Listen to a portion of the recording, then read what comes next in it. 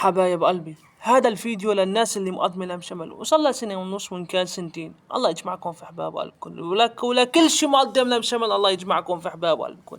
هاي الرسالة للناس القديمة، يعني ملفاتها قديمة.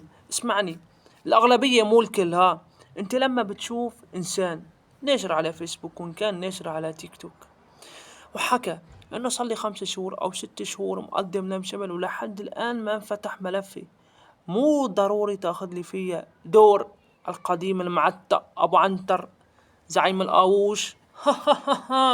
انا صار لي سنة ونص لحد الان ما انفتح ملفي، انت عم تسأل على فتح الملف؟ يا حبيبي اليوم هون في هولندا ما مو شرط قديم ولا حديث. اليوم هون هولندا بتضحك بوجه مين، بتعطي الحظ لمين.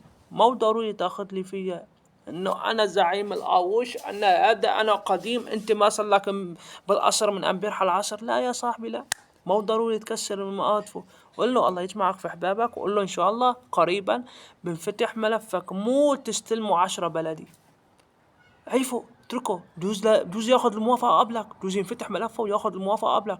مو شرط المدة هون في هولندا، اللعبة لعبة حظ، والقصة انت وحظك. بقى كن على جرحك وادعي للناس الله ييسر لجميع الناس. مو شرط لك، مو شرط. اليوم اخين عم بيجوا على هولندا وما عم تخلص اجراءاتهم سوا. في اخ بتتيسر واخ سبحان الله بضل 2 3 ليلم شمل. يعني بجوز اخ يلم بسنة ونص والتاني 3 سنين يضل. مو شرط المدة يا حبيبي. هون هولندا اذا ضحكت لواحد بكون امه دعيت له. اما الناس اللي عم تستنى والناس اللي ملفاتها مخفية تحت الارض، هذا الشيء بيعود للحظ يا صاحبي.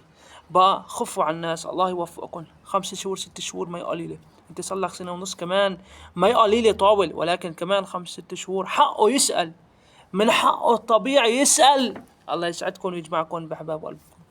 حبيت اوصل رسالة بس. السلام عليكم.